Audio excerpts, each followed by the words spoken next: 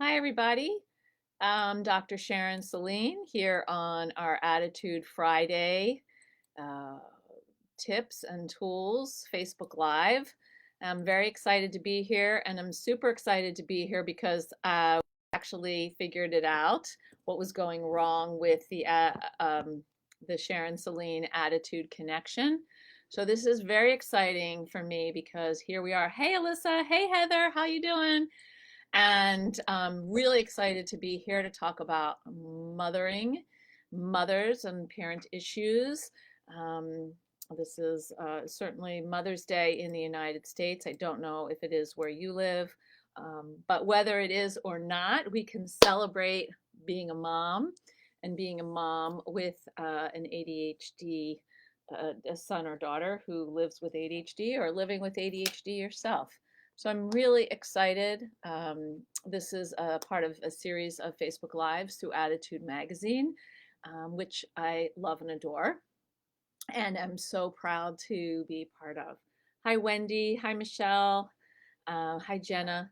And we're going to get started in a few minutes. I got on a little early because we have been having technical issues, and I wanted to make sure that we are working today. So I'd love to hear from you a little bit about, even if it's not Mother's Day, tell me a little bit about one or two, a couple of things that you love about being a mother who lives with ADHD in your family.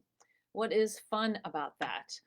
Creativity, spontaneity, snuggling. I just would love to hear from you anything about making what makes being a mom living with ADHD in the family special for you. So put that in the chat. I want to hear from you. Let's see. We have lots of people today. Hi, Christine. Hi, Shauna. Hi, Susan. Allison. Robin. Heather. You and your son both have ADHD. Colette.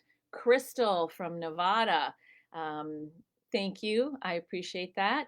The spontaneous energy. Belinda. Mother's Day tomorrow. My 10-year-old is ADHD. Crystal. Me, my husband, and two of our kids have ADHD, noticing the details other people miss.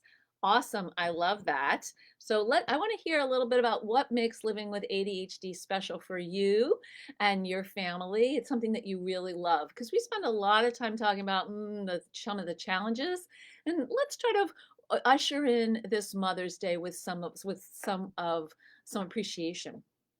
Amanda, you're from Wabash, Indiana. Helen, you're from Scotland. Hey, awesome. Um, Thank you, Stacy. I sadly will not be with any of my children on this Mother's Day, but I will be with my new puppy, who feels like a child at this point because he demands a lot. um, uh, Omani from Northern Virginia. Hello, Samantha. You can figure things out. Great. Thinking outside the box. I'm with you on that. Belinda, my son loves to clean up and keep to the rules. He's a people pleaser. That can be nice. So, anyone else want to share some of the things that you really love about living with ADHD in your family?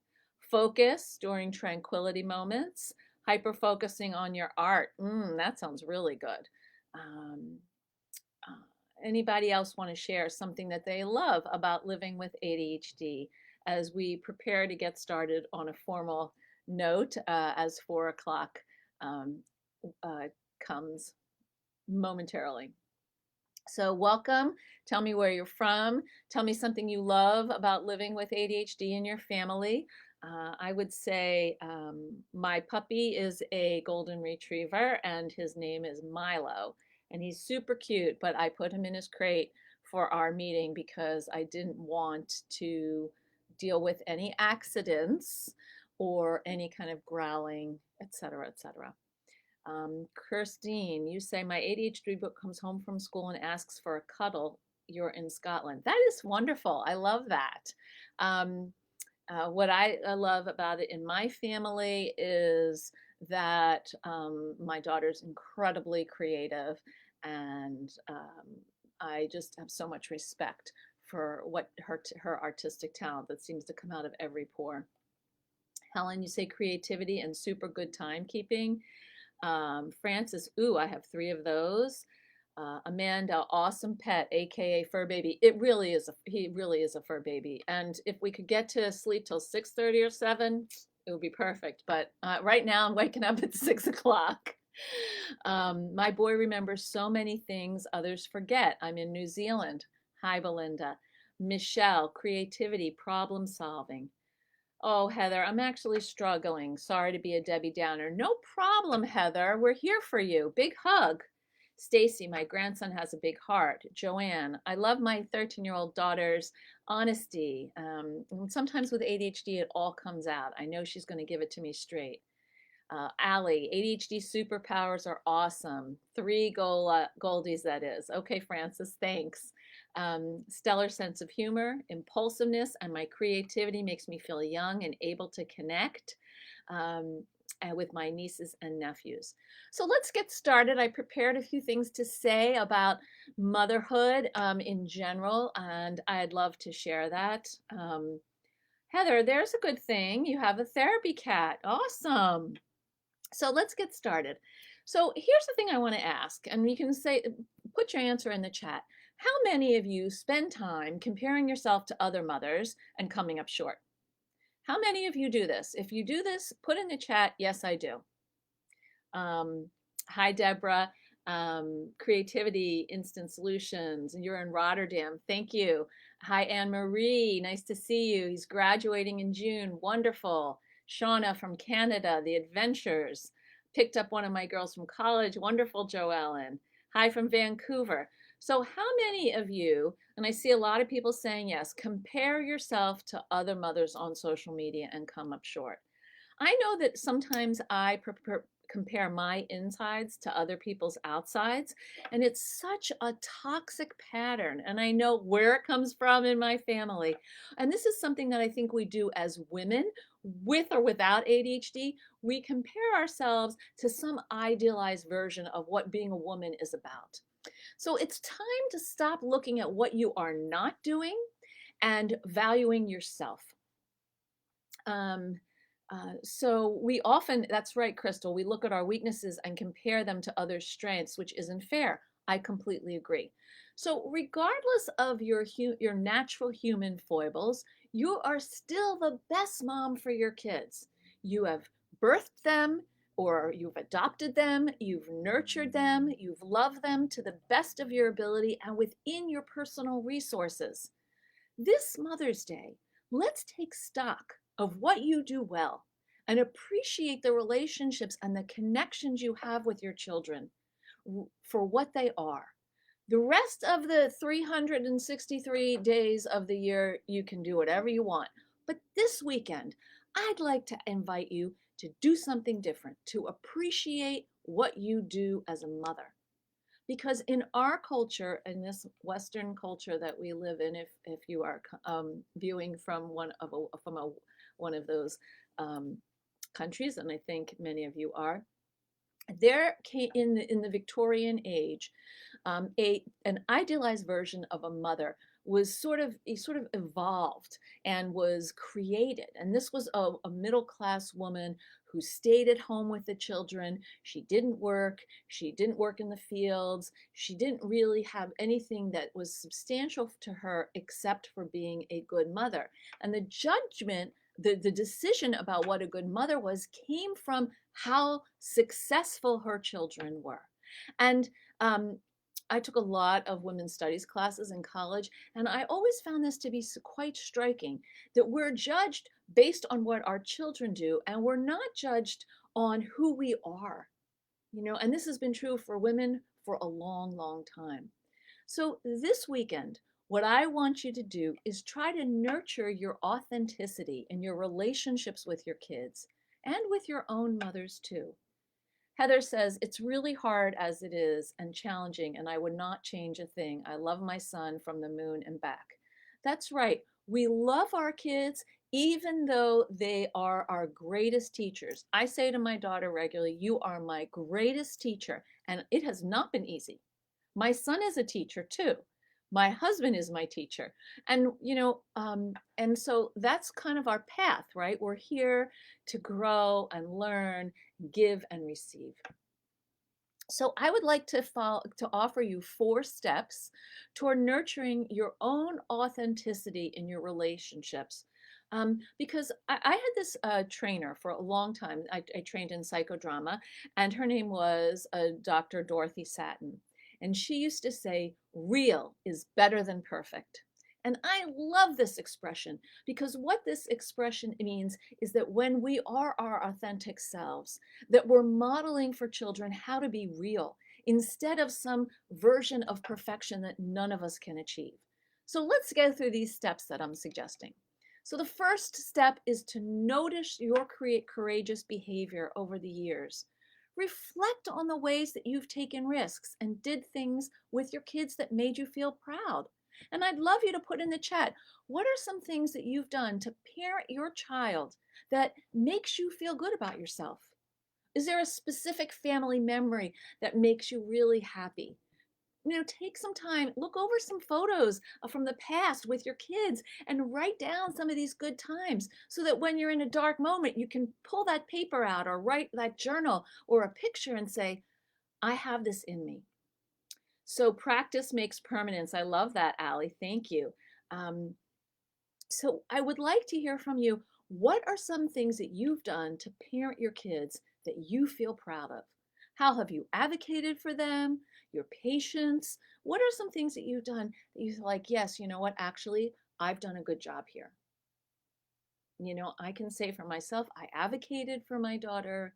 I probably pushed her a little more than she would have liked, but I believed in her ability. I presented her with many art opportunities. So I want you to think about, what are you offering to your kids that has been helpful to them. So that's the first thing. And I'd love to see some people writing some stuff in the chat. I don't see anything. I just want to go back and say, Deborah says our functional value is derided, how well we do and what we have done with our kids. I agree. Vivian says compassion, thumbs up. I'm going to write this one down. This is good. Thanks, Omani. I take her everywhere she needs to be. Advocating for her is very stressful and never ending. Far out, Francis. All child lead activities. Thank you, Amanda. Allie, trying to give them the tools they need to independently advocate for themselves. Yes, and that's something that starts when kids are young and will continue up through emerging adulthood. Loving animals, nature, myths, storytelling, singing, dancing, fabulous. Helping them believe in the beautiful. Oops. I love that. Amanda, advocacy, perseverance, love, a growth mindset. Thumbs up on that. Liana, I'm not a mother with a human child, but I trained my dog all by herself. Oh gosh, I could use some of those tips. And I constantly get compliments on his behavior out on your outings or walks. Really send me some tips because the walking is a little tough with my almost 11-week-old puppy. Honesty and goodness, all 3 mine have this, and I'm their biggest fan. Oh, parent training through my own therapist changed my perspective and how I talked with my child. Lots of personal growth, which helped our relationship bloom. Oh, I love that. Maggie, I try to model good self-care for ADHD. I've also tried to model good self-care, some days better than others. Jackie, you teach them independence. Christine, I've always advocated for my kids at school and now as an OT. Fabulous. Forgiveness, that's a big one. Teaching them how to best regulate their energy and giving them the confidence to reach for the stars. You are all rock stars. You are all rock star moms, even though you think, ugh, Sharon, you don't even know what I've done. Oh my gosh. That's not the point. You've done all of this amazing stuff. And that goes into your kids, into their bones. So here's the second tip. Be accountable. We have all made mistakes. We have all made mistakes, and I've made some doozies, times when I've really lost my temper, yelled at my kids, particularly at my daughter. I'm sometimes humiliated when I think about these things. But the key to self-forgiveness is owning your stuff. Give a genuine apology about an incident that you regret that's happened recently as your Mother's Day gift to your children and yourself. No excuses or explanations, but rather, hey, you know what? I did this, and I know this hurt you, and I am truly sorry for that. I'm working on changing this behavior to do things differently in the future, and then work on it. One of the things that I think has healed some issues with my daughter, particularly, and my son, is that I've actually worked on some things. And the thing that mostly I've worked on is my reactivity. You know, going through menopause, perimenopause, and raising adolescents was really hard for me, and I lost it a lot. I come from a long line of super passionate, intense women. So, and I own my stuff. When I've done something that hurts them, I don't make an excuse. I say, I'm sorry, I did that, and I hurt you. And it takes the air, it takes the, it takes the pressure out of the situation. So let's see, lots of comments here. Um, uh, Forgiveness, teach them. Okay. As a mother who wasn't diagnosed until my 30s, I'm able to provide compensatory strategies that I was never given. Fantastic. You're welcome, Deborah. Nicole, you have a 14-year-old daughter with ADD. I'm constantly encouraging her and motivating her to show it can be done. Willpower. Fantastic. Omani, I think I try to be honest with them. I have ADHD as well. I'm not always perfect, and that's okay. I try to let them know we can all make mistakes. It matters most that we get up, we get back up, and keep going. That is right. High five to you. I love that. And Marie, I always apologize when I realize I've handled it wrong. Amen. Thank you. Deborah, yes, a big biggie. I ask for forgiveness. Don't pretend it didn't happen. That's right. I always apologize if I shout or overreact at my son. When we do this for our kids, we are modeling accountability. That is a fantastic lesson that we can teach them. We're all fallible, we're all human, right? Amanda says the guilt is tremendous, so patient most times, but it gets harder not to react all day long. Yes, okay, and so here's the difference between guilt and shame. Guilt is you're still a good person, but you wish you hadn't done that thing. Shame is I'm a bad person and I wish I hadn't done that thing. And so having guilt is okay because you still think you're a good person, but you have regret. It's the shame that's toxic. And of course, this is, Brene Brown has done so much research and helped us really understand these issues. Cassandra, I've apologized to my children more times than I want to admit.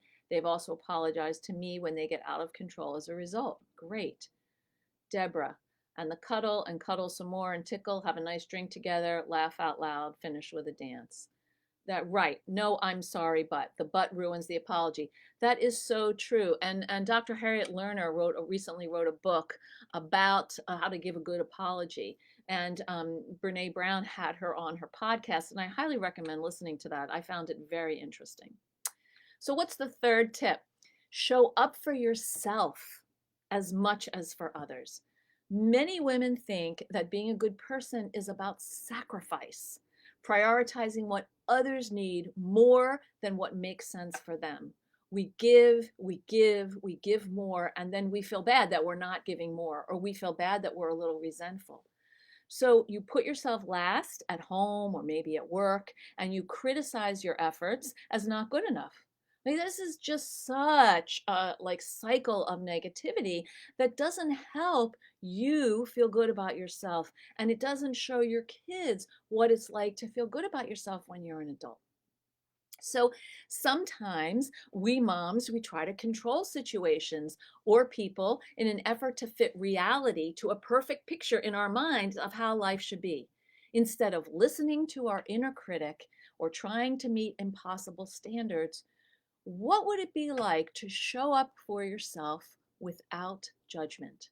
I was talking about this recently with my cousin. We have the inner judge. We want to develop the inner witness that says, okay, I did that, and now what? Right? So I'd love to hear from you. What ways can you show up for yourself? And what ways do you criticize yourself? What does your inner critic say to you? And luckily, this is Facebook, we're all sharing what we say. And my inner critic says to me, you know what? you could do this better. It's always a better something I could do. And that is just, it's so debilitating because it makes me like a workaholic, or it makes me feel like I'm never good enough. And I know where that comes from in my family history. What does your inner critic say to you, that internal judge? And now what I've been working on, since I've really been working on meditation and mindfulness, is noticing when it comes up and saying, "Oh, there you go again. I Thanks for giving me that warning. Good to know. I'm going to pivot and do something different." So what we want to do is put ourselves in the picture and accept ourselves, warts and all. That way, we start to fill up our own bucket of nutrients. And we need this bucket to have nutrients in order to show up for others, in order to be the kind of parent that we know we're capable of being. So I'd love to hear from you a little bit about, what does your inner critic say to you, and what can you say to it instead of? And if you don't know what to say to it instead of, I'll help you with that. But I'd like to know what it's saying to you. Jackie says, I talk to my kids about how this stuff comes from my mom to me, to them, and we can all learn to do better. I've done that too. My parents have laid some of their trips on me, which were less than their parents laid on them, and I hope that they're less than I lay on my kids. But this is what we do. We do the best we can with the resources we have available. Shauna says, sit down together over tea and talk about our feelings. Cassandra, all my girls have ADHD, and I always work to attribute what is ADHD for me and what is ADHD for them so they can become more aware of the behaviors to help them understand their brain and avoid the shame and guilt I grew up with. Oh, that's wonderful. Owning it and working to be better is easier than feeling bad about it. Bravo. Hear, hear. Kirstine says the shame is hard. You bet. The shame is hard. It's toxic. Um, Jessica, we seem to all try very hard, very good techniques to keep our babies going, but it hurts so much when kids can't see that they are still awesome even when they think they aren't doing well.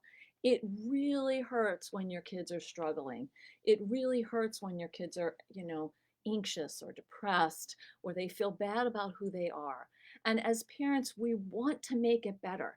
And we have to really walk a really fine line, because really what our kids need in that moment is that witnessing. I see that you're hurting. I'm here for you. Um, let's talk about what you might want to say to yourself instead of that. Let's brainstorm some options for that tricky situation. That really helps them gain those tools for connected independence as they mature. And it lets them know that they're not alone. Deborah says, shame makes you hide in dark corners and can lead to depression. Oh, yes, it can.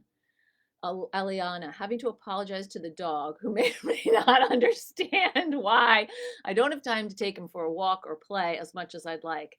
I can't explain to him why I have to work late and why I can't give him the attention, patience, and positive reinforcement he wants and needs. You know what you can do, though? You can love him up when you're with him, and that will go a long way. Safie, I do apologize if I overreact, and I also give her examples of why and what she has done that wasn't nice, and she apologizes. Interesting. That's great. Yes, put your own oxygen mask on. Ashley, I make it a point to apologize when I make a mistake and talk to them about why I react that way. I try to teach them accountability and that we all make mistakes and that we all are trying, we are not trying always our best self, but that doesn't make us a bad person. That's absolutely right. Yes, dogs do know about unconditional love. Deborah says, you know what? I correct my inner critic on how she formulates her critic to me. Deborah, share what you say to your inner critic. I think we could all benefit from that. Angela, yours says, I should be a better mom. Okay, so here's what I want you to say. I want to take the shoulds and the musts and throw them away because you're shoulding all over yourself. You are the best mom you can be given the resources you have in various times. Who is the model that you're comparing yourself to? Because you may be comparing yourself to moms who have neurotypical kids. You may be comparing yourself to moms who are neurotypical themselves. You may also have an image in your mind of how people seem to be that's very different than how they are in their house. So I really encourage you to take your shoulds and your musts and put them away. Um, Allie, name your feelings and affirm they belong to you. Michelle, we all make mistakes. If we don't make mistakes, we never learn more. I try and teach my son that it's okay to make mistakes. It's what we learn from it that's important. Yes, and I think that actually the should uh, that um, that Angela was saying is part of that.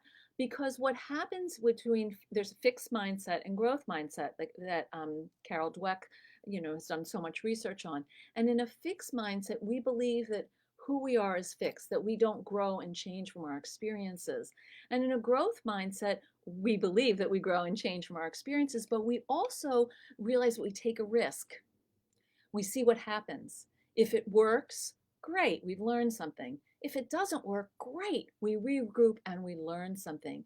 And this is why this idea of best, better really is unfortunate, and it hurts us all. And I do it, and Angela, I'm sure every person who's watching does it. So thank you. Thank you, Michelle. Crystal, allowing mistakes, and also know that nothing is stuck and hopeless, but we can keep learning more and trying again. Let us focus on hope and growth instead of beating ourselves up for not being perfect. Hear, hear. That is the motto for this weekend. Focus on hope and growth and not on beating ourselves up. Eliana, the internal Jez says, I'm not good enough ever. As a dog mom, owner, as a partner, as a worker, employee, even as a daughter to my own mother. So, Aliana, I just want to give you a hug because that breaks my heart. And you are good enough. And I think one thing that helps when people feel like they're not good enough is to keep a journal every night and write down 3 things that went well that day. And they can be really small. I think the other day I wrote down something like, I really liked, I liked the stir fry I made. That was it. I mean, it was one of my 3 things. One day it was, I really liked how my hair turned out. It doesn't have to be a big thing. And then another day was, I love the webinar that I gave. So I keep this list of 3 things in my journal, and it just helps remind me to shift my attention to what's going well. So I'd encourage you to try doing that.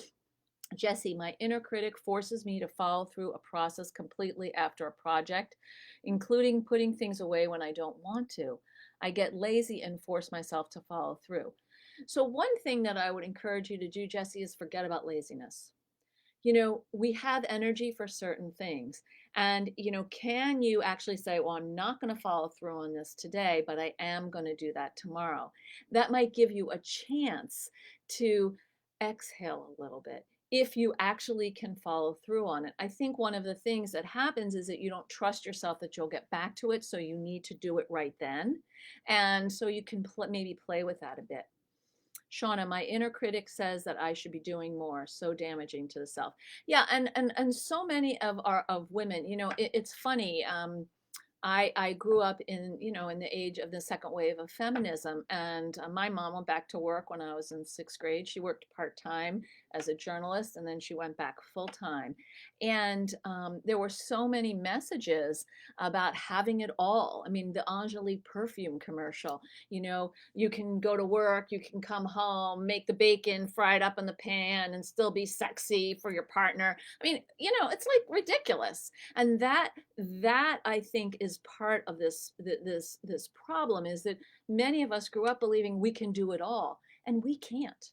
I know I can't, and I struggle with this. So thank you for saying that. Routine setting, sing to them. I don't think I understand that. Yes, different for everyone. To not expect so much and to allow ourselves grace. I love that, grace. Some days I just don't have the energy to do as much, and I need not to beat myself up and just give acceptance to myself as well. Yes, you do. You do need to do that. And some days I need to stay in my pajamas, and we're all going to get in bed and read together for an hour or 2 or 3, and then have breakfast for lunch. Deborah, too little, too late. Then I give back as long as I wake up and breathe. It's never too late for me. That's great. It's not lazy, it's how our ADHD brain works. Thank you. Thank you, Safiye. Um, Aliana, I'm not balanced enough. I struggle with time management, and something always ends up falling apart. Usually it's me. So that, when I hear that, I feel like it's that enough again. Like I should be this.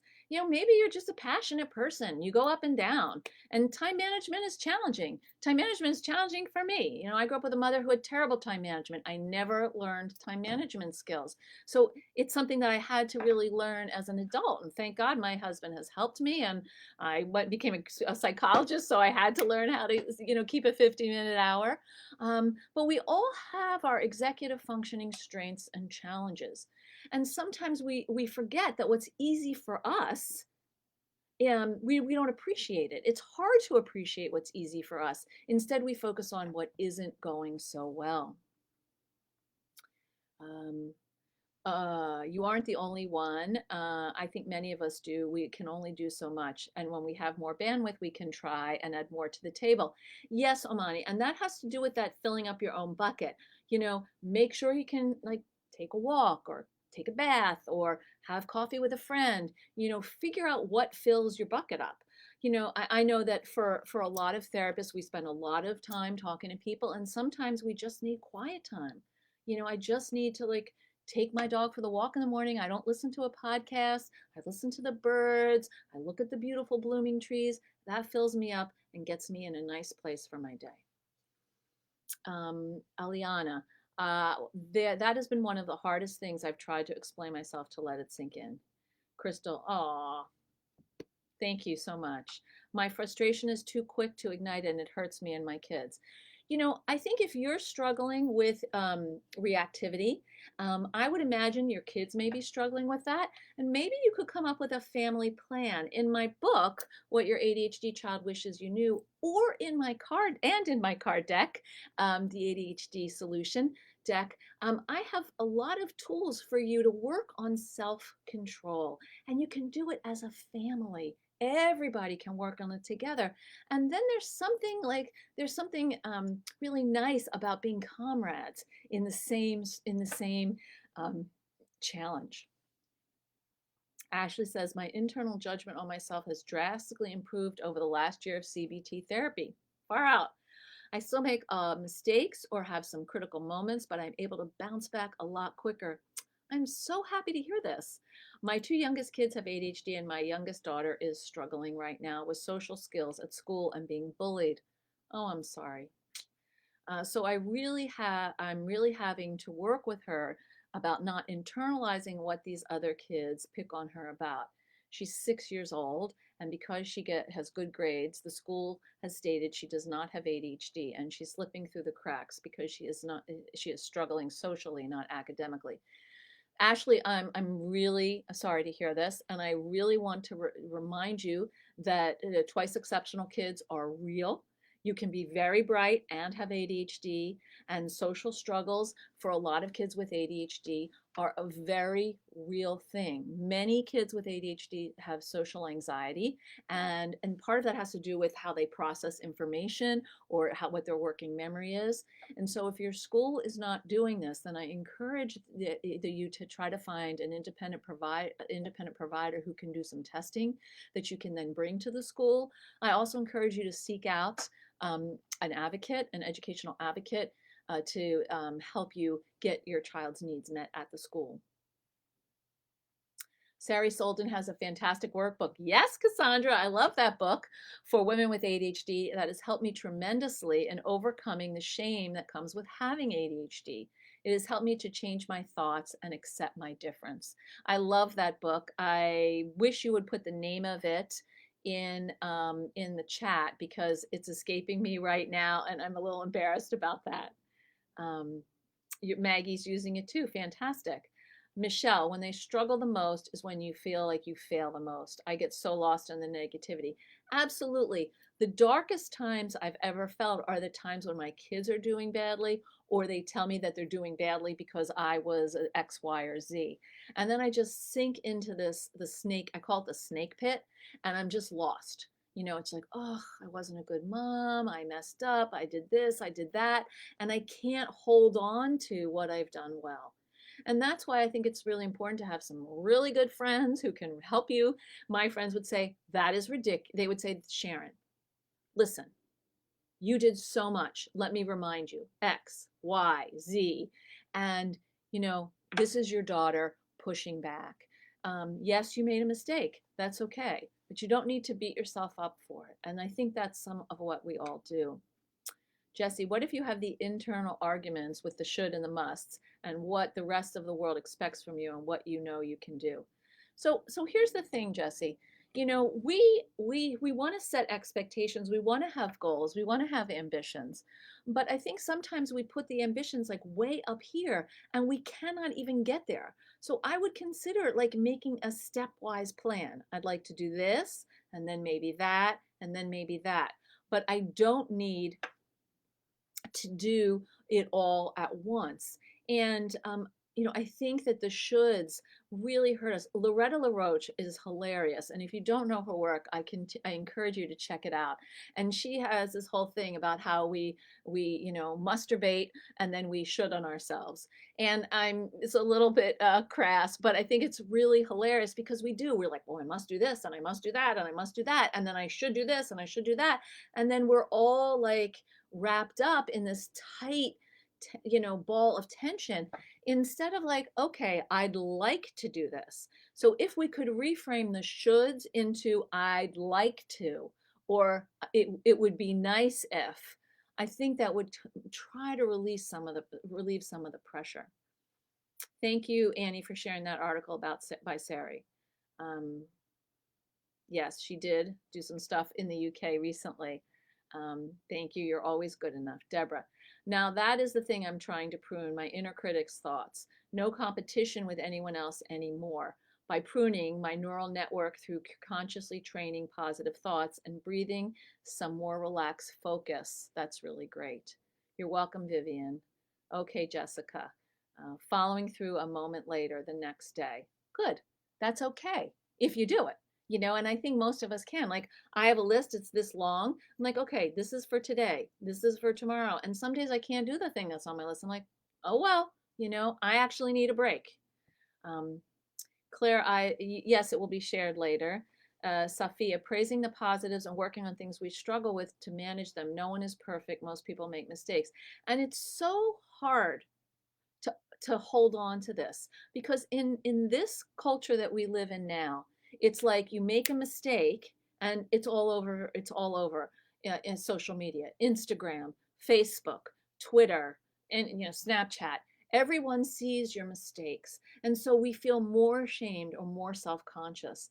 And I think that and the flip side of that is that people are always posting these pictures of how great this is or how beautiful they look here or whatever. And so no one posts a picture of their face in the middle of a menstrual breakout, or when something when they're crying because their kid was bullied at school. We don't post those things. And so we really need the community of support that we have right here, to be able to hold ourselves and remember that we are all doing a good job, probably a better job than your parents did with you, with our own kids. We took what we got from them, we've tweaked it, and we're doing something different. Veronica, I didn't have a mother, and now I find myself trying to do and give everything to my kids. So that's an interesting issue, Veronica. And I think that one thing is you may go overboard, because of what you missed. And so it's important for us to own what our issues are and what are our kids' issues. And I call this our invisible backpack. We carry it around, the things that our parents said to us or the ways that we struggled, and we sometimes we open that backpack and we use that, we sort of dump that stuff onto our relationships with our kids. We all do that. The question is, how much awareness can we bring to it? What's our accountability? So I want to go to the fourth tip, which is to nurture connections instead of solving problems.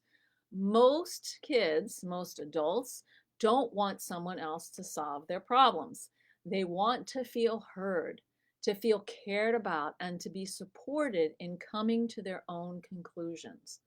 When we mothers pressure ourselves to fix things, to make things happen and resolve other people's conflicts for them, we often overstep and inadvertently make things worse. And this is where we get into trouble, because we have this impulse and we act on the impulse, and then we're like, whoops, I maybe shouldn't have done that. So meet your kids where they are, not where you think they should be based on pure comparisons. Listen to what they're telling you with their words, their emotions, and their bodies. Ask if they want your advice before you give it, particularly for tweens, teens, and emerging adults. More than good grades or being able to clean their rooms on their own, your kids want to feel connected with you and see that they matter. Turn on the music, dance around, and clean up the bedroom. Have a contest. Who can pick up the most things from the floor? This is what they'll fondly remember, and they'll then repeat with their kids. So I'd love to hear from you. What are some things? I'm going to go back to the chat, but I'd like to hear, what ways do you jump in when you wish you didn't, and how you're trying to deal with that. Let's see, Jessica. Francis, so fed up with all the struggle to do it all. Lindsay, I'm an elementary teacher and I can apply all my tools, strategies at school, have a reputation for the most patience and talent with kiddos at ADHD at school. Why, how is it so hard to transfer the same skills to patient at home? Tips to remember and keep me in teacher mode to give my son my best too. Well, one of the challenges for you, Lindsay, is that when you come home, you're tapped out. Do you need to come home and have a half hour where you're not engaged with your kid and your partner is engaged with your kid if you have one? I think it sounds like you need a little bit more transition time, because you've given everything at the office, so to speak, and then you're depleted. So that's the first thing I would say. And it is always harder with your own kids. You see yourself in them, you have your frustrations with them. It's tougher. Dana, I don't know about anyone else, but when I got on my ADHD meds, it helped me be more liking of yourself. That's great. Michelle, my son had an awful week and I felt lost and trapped, not knowing what to do for the best. Doesn't help that no matter what I seem is wrong. So I'm sorry that you had a hard week, Michelle. And you know what? Maybe the best thing you can do is just love him. Like, that may be the very best thing that we can do for all our kids. In fact, I think it is. Love, accept them for who they are, and let them know that they matter to you. This is what kids need, and this kind of attachment, this fosters a positive attachment, and it also demonstrates an attunement. You're welcome, Michelle. Your being there helps. I needed this today, says Jackie. I was scolding myself about not getting done what I should, but today I talked with my teenage son for 2 hours. It was wonderful. All right, Jackie, double high five to you, because talking with your teenage son is better than doing anything else. That is what matters. And sometimes we forget it. We forget to do that because we're rushing around trying to do everything else. And that's also the tricky thing about teenagers or tweens, or sometimes even younger kids. When they want to talk to you, you're probably in the middle of cooking dinner or whatever. And we have to remember to try to put down what we're doing if we can and be with them. Because particularly as kids age into adolescence or emerging adulthood, those windows of conversation happen less and less frequently, excuse me. So we want to really be able to be there.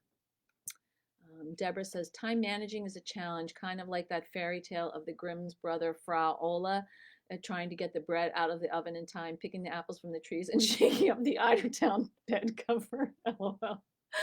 True enough. I love that. The damage is so deep, I don't think I'll ever get there with that.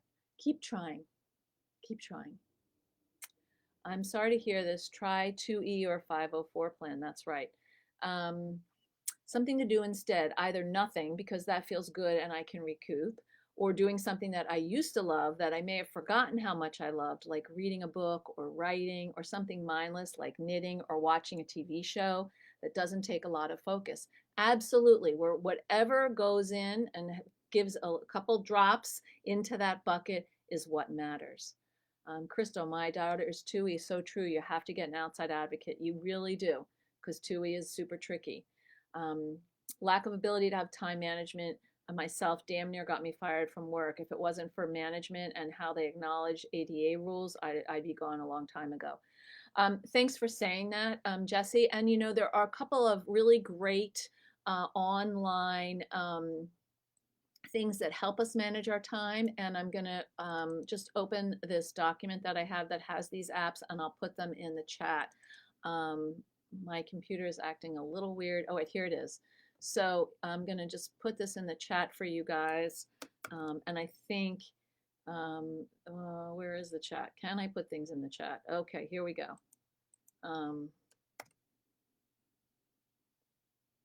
right, so let me send this out to you. So these are different kinds of things that can help manage time. Okay. She's a sparkle. My daughter is funny, and I love being around her. That's wonderful. Okay. Eliana, there's something I worry about all the time, telling my employer my poor performance due to ADHD or letting them think I'm just a poor worker. It's hard to decide if I should risk revealing to an employer as a little bit of safety net because my performance is, I think you absolutely talk to them about it because you are covered by ADA. And I think that helps them judge you a little bit less and maybe even give them some attitude articles about adults with ADHD. Get the help. Deborah, Sharon, I have a question for you. Do you think there is a difference between a female ADHD therapist formulating goals together with their clients in comparison with a male therapist, especially when the therapist, her or himself, is someone with ADHD? That's a really good question. I don't think I know the answer to that because I think it really depends on the person. I don't think it's a gender specific thing unless the male therapist takes sort of a one-up position or the female therapist does. I think it's more about that, how the therapist makes you feel. If you feel stupid or ashamed of if their suggestions make you feel bad about yourself, or if you're actually feeling like you have an ally and they're working with you together. Sometimes therapists with ADHD can be super helpful because they live that, and sometimes therapists who have lived with people with ADHD can be super helpful, and sometimes therapists who are just interested in ADHD can help. Allie, I used to try to speak for my kids rather than give them the wait time they needed to respond with others who were speaking with them. I think that is really fantastic to let them look, to take a pause and let them try to formulate it for themselves. This is how we teach them how to advocate. Crystal, sometimes I respond to the slam door or yell before I communicate the love for them and show them what I want to know that is going on in their heart. I need to learn to respond to the heart first and then later address the action that was frustrating.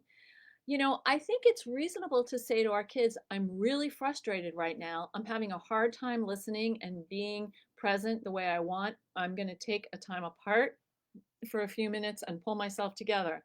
And then do what you need to do. Step outside, drink a glass of water, go to the bathroom, wash your hands and your face. Go upstairs to your room and set the timer for 3 minutes and play a song that you really love or stretch. We have to actually make sure that we manage ourselves first. And sometimes we're going to lose it. I have lost it many times. I'm not proud of it. And I've owned it. And I've had to really work on trying to change it. But we will lose it. We will lose it because we're human. That's what humans do. Okay, we've lost it. You say you're sorry. You try to do differently. Maybe you explain why if you feel like that's valuable. Teacher mom guilt is strong. I'm sure it is. Yes. Deborah, yes, yes. My kids still tell me the fondest memories they have about me is when they saw me dancing African and salsa in the dance studio while losing my hairband and my hair was flying around with their memory. In their memory, I was the one with the music, one of the most colorful moms they were proud of. I love this story. Let's see, Jesse. It's a tricky path to follow because if your workplace abides by ADA, it can either be your saving grace or protection, or they can use it to crucify you. Depends on how they respond. Got to feel it out. I agree. Thank you, Jesse. Stacy, as a grandmother, I've lost my temper. I calm down and then apologize. He smiles and then starts talking. I know he's forgiven me. Meaning they're yelling, yeah. Okay, thank you so much. Oh, you're welcome. Um, Thank you. Screenshot that to remind me to write that down and later, and I'll look it up. Okay, move on. LOL, I've lost my new favorite flashlight in my truck about 3 times within the past week. It happens. We lose things. So this weekend, which is Mother's Day in the United States, I don't know if it is in other places, but I'm going to just ask this weekend that all of you take your musts and your shoulds and your not good enoughs and your guilt and just put them in a box. You can write a couple things down and know that they're there on Monday. You can pick them up.